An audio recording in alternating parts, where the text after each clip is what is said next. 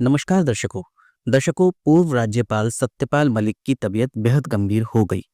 उन्हें आईसीयू में भर्ती किया गया। सत्यपाल मलिक के एक्स अकाउंट के माध्यम से उनके स्वास्थ्य से जुड़ी जानकारी साझा की गई।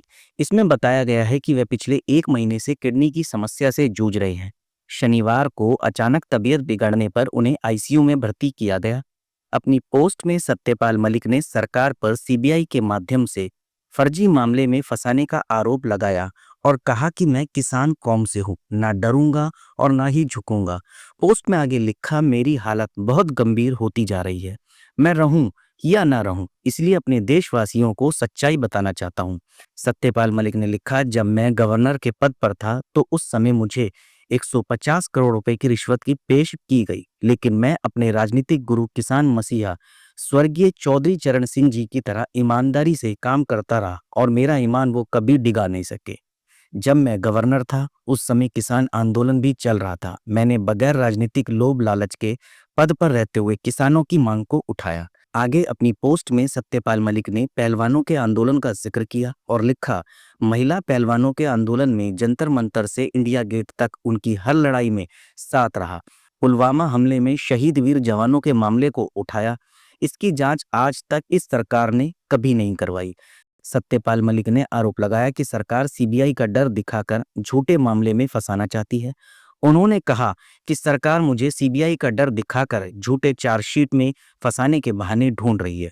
मुझे जिस मामले में फंसाना चाहती है उस टेंडर को मैंने खुद निरस्त किया था। मैंने खुद प्रधानमंत्री जी को बताया था कि इस मामले में करप्शन है। इसके बाद मैंने खुद इस टेंडर को कैंसिल किया। मेरे तबादला होने के बाद किसी अन्य के हस्ताक्षर से ये टेंडर हुआ। अपनी लंबी सोशल मीडिया पोस्ट पर सत्यपाल मलिक ने कई अन्य आरोप लगाए। उन्होंने कहा कि सरकार और सरकारी एजेंसियों को बताना चाहता हूं कि मैं किसान कौम से हूं। मैं ना तो डरने वाला हूं और ना ही झुकने वाला। सरकार ने मुझे बदनाम करने में पूरी ताकत लगा दी है। सत्यपाल ने आगे लिखा कि अंत में मेरा सरकार और उसकी एजेंसियों से अनुरोध है कि देश की जनता को सच्चाई जरूर बताना कि आपको छानबीन में मेरे पास क्या मिला।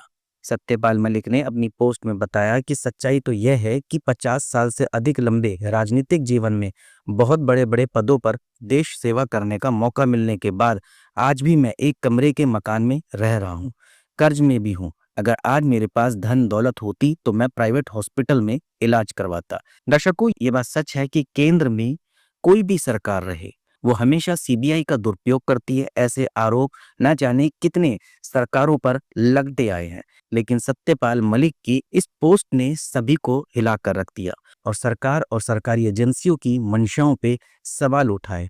उन्होंने ये भी कहा, क्योंकि उनकी हालत काफी गंभीर है, उन्होंने कहा जैसा कि मैंने आपको बताया कि मैं रहूं या ना रहूं, पर सीबीआई को, सरकारी जांच एजेंसियों को, सरकार को ये जरूर बताना है कि मेरे पास से क्या मिला क्या नहीं मिला। जैसा कि आपको मैंने बताया कि उन्होंने लिखा कि मैं ईमानदार हूं और मेरा कभी भी ईमान डगमगाया नहीं। कितने भी रुपए की लोगों ने लालच दी पर मेरा ईमान डगमगाया नहीं। अब इसमें आपको बताना है कि क्या ये सच है कि सरकार सरकारी एजेंसियों का दुरुपयोग करती है? क्या सीबीआई का डर दिखाकर सरकार किसी को भी कंट्रोल करना चाहती है? फैसला आपके हाथ में है, कमेंट के माध्यम से बताएं।